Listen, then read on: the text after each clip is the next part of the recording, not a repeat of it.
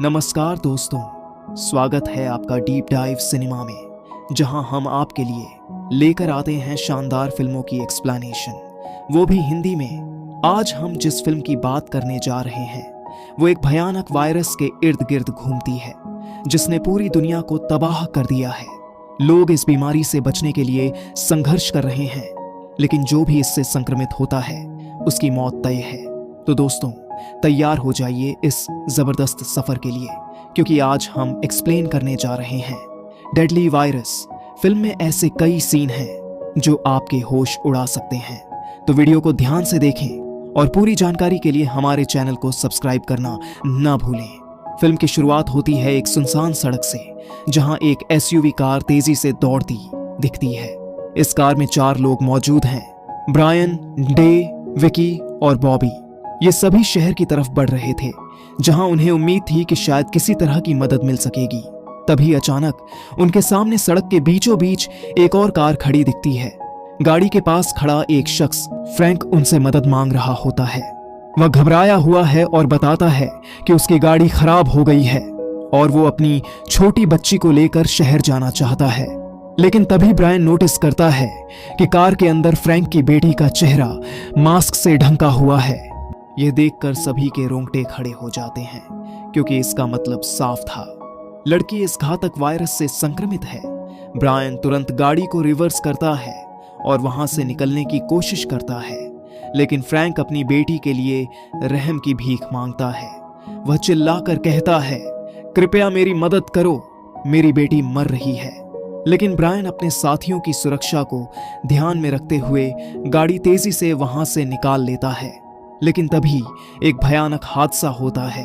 Brian की गाड़ी की ऑनेल पाइप फट जाती है और थोड़ी दूर जाकर पेट्रोल खत्म हो जाता है। अब ये लोग एक सुनसान इलाके में फंस चुके थे, जहां दूर दूर तक कोई मदद नहीं थी। अब उनके पास कोई और चारा नहीं था, इसलिए वे वापस फ्रैंक के पास मदद मांगने जाते हैं। इस बार फ्रैंक समझ जाता है कि ये लोग उसकी गाड़ी चाहते हैं। वह उन्हें रोकने की कोशिश करता है, लेकिन आखिरकार उसे झुकना पड़ता है। ब्रायन और उसके साथी फ्रैंक और उसकी बेटी को गाड़ी के पीछे सीट पर बैठा देते हैं और उन्हें एक प्लास्टिक कवर से ढक देते हैं, ताकि वायरस का संक्रमण रोका जा सके। अब ये सभी लोग शहर की तरफ निकल पड़ते हैं, लेकिन सफर के दौरान उन्हें एक और गाड़ी दिखती है जो सड़क किनारे खड़ी थी। उन्हें लगता है कि शायद इसमें पेट्रोल मिल सकता है। डे गाड़ी के पास जाता है और जैसे ही दरवाजा खोलता है वो एक भयानक मंजर देखता है। गाड़ी के अंदर एक आदमी बैठा था, लेकिन वो पूरी तरह से वायरस से संक्रमित हो चुका था। उसकी आंखें लाल हो चुकी थीं, शरीर सड़ चुका था और उसके चेहरे पर भयानक घाव थे। डे तुरंत दरवाजा बंद करता है और पीछे हट जाता है। ब्रायन और बाकी लोग जल्दी से गाड़ी से पेट्रोल निकालते हैं और वहां से भाग जाते हैं। अगले दिन वे एक पुराने हाई स्कूल में पहुंचते हैं, जहां से उन्हें उम्मीद थी कि शायद कोई बचा हुआ इंसान मिल जाए। लेकिन अंदर घुसते ही उनका सामना डरावनी सच्चाई से होता है। स्कूल के हॉल में चारों तरफ लाशें बिखरी पड़ी थीं। यहां एकमात्र जिंदा इंसान था, एक डॉक्टर। फ्रैंक भागकर डॉक्टर के पास जाता है और गिड़गिड़ाकर कहता है, कृपया मेरी बेटी को बचा लीजिए। लेकिन डॉक्टर की बात सुनकर सबके पैरों तले जमीन खिसक जाती है। डॉक्टर कहता है इस बीमारी का कोई इलाज नहीं है। फ्रैंक सदमे में चला जाता है, उसकी आंखों से आंसू बहने लगते हैं और अब हर किसी के लिए उम्मीद खत्म हो चुकी थी। क्या इन लोगों का अंत भी बाकी संक्रमितों जैसा होगा? क्या सच में कोई इलाज नहीं है, या डॉक्टर कुछ छुपा रहा है? क्या ये चारों लोग इस महामारी से बचकर निकल पाएंगे? ये डॉक्टर एक रिसर्च सेंटर में था। उसके पास कुछ बच्चे थे जो इस वायरस से संक्रमित थे।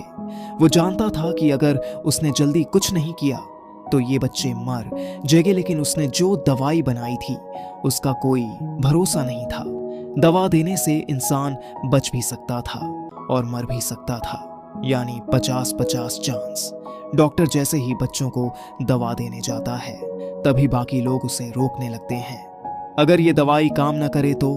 डॉक्टर कहता है, अगर मैंने दवा नहीं दी तो ये वैसे भी मर जाएंगे, कोशिश करनी ही पड़ेगी। इसी बीच बॉबी देखती है कि एक लड़की को सांस लेने में दिक्कत हो रही है। लड़की जमीन पर गिर जाती है, बेहोश हो जाती है। बॉबी को लगता है कि अगर उसने जल्दी कुछ नहीं किया तो ये बच्ची मर जाएगी। वो दौड़ कर जाती है और उसका मास्क हटा देती है ताकि वो आसानी से सांस ले सके। और तभी लड़की के मुंह से खून निकलता है जो सीधे बॉबी के चेहरे पर गिर जाता है। अब बॉबी खुद डर जाती है, कहीं वो भी इन्फेक्टेड तो नहीं हो गई। वो जल्दी से अपना चेहरा साफ करने की कोशिश करती है, लेकिन अंदर से कांप रही थी। अब सवाल ये था, क्या वो खुद भी मरने वाली थी? अब सभी लोग रिसर्च सेंटर से बाहर निकलकर कार में बैठते हैं और वहां से निकल जाते हैं। रास्ते में ब्रायन बॉबी से पूछता है, क्या हुआ? लेकिन बॉबी कुछ नहीं बताती। उसे डर था कि अगर उसने सच बोला तो उसे कार से बाहर फेंक दिया जाएगा। फ्रैंक अपने बेटे की बिगड़ती हालत देखकर परेशान हो जाता है। अब वो सोचने लगता है कि उसे बाकी लोगों को छोड़कर सिर्फ अपनी बेटी की चिंता करनी चाहिए। फ्रैंक फैसला करता है कि वो अब अपनी बेटी को बचाने के लिए किसी भी हद तक जाएगा। अब सभी लोग एक और मुश्किल फैसले की तरफ बढ़ रहे थे। लोगों को लग रहा था कि अब उन्हें आराम करना चाहिए, तो वे एक सुनसान होटल में रुकने का फैसला करते हैं।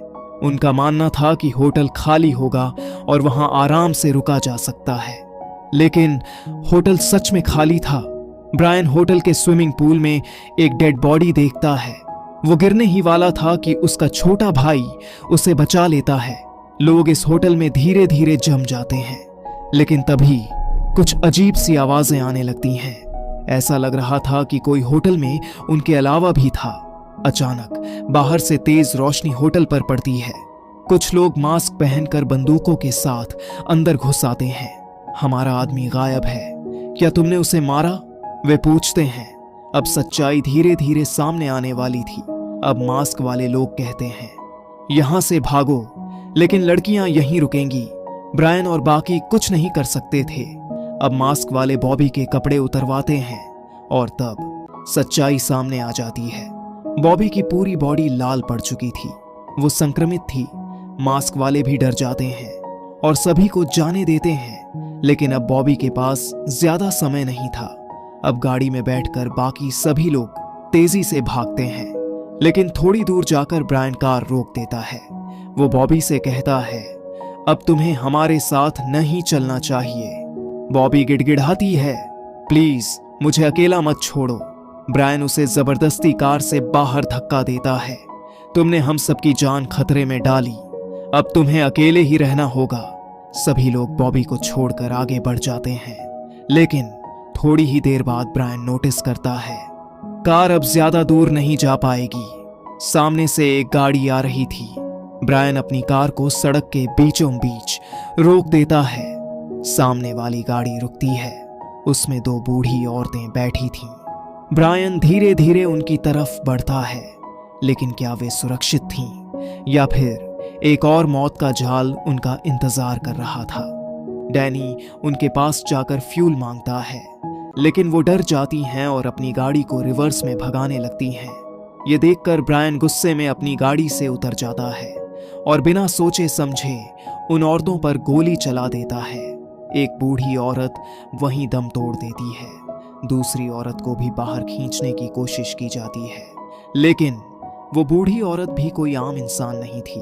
उसके पास भी एक गन थी। जैसे ही वो गाड़ी से उतरती है, वो कैट के पैर में गोली मार देती है। ब्रायन गुस्से में आ जाता है और उसे भी मार डालता है। डैनी उसे रोकने की कोशिश करता है, लेकिन ब्रायन अब किसी की नहीं सुनता। अब कैट के पैर में गोली लग चुकी थी। उसे तुरंत इलाज की जरूरत थी। डैनी को दूर एक घर दिखता है। वो वहां दवा लाने के लिए जाता है। जैसे ही वो घर में घुसता है, उसे एक भयानक सीन दिखता है। एक भूखा कुत्ता अपने ही मालिक की लाश को खा रहा था। डैनी को देखते ही कुत्ता उस पर हमला कर देता है, लेकिन डैनी खुद को बचाने के लिए कुत्ते को मार देता है। वो जल्दी से दवाइयां लेकर वापस कार में लौटता है। वो कैट के पैर से गोली निकालने ही वाला था कि उसे कुछ अजीब नजर आता है। ब्रायन का पैर पूरी तरह से लाल हो चुका था। वो अब वायरस से संक्रमित हो चुका था। अब क्या होगा?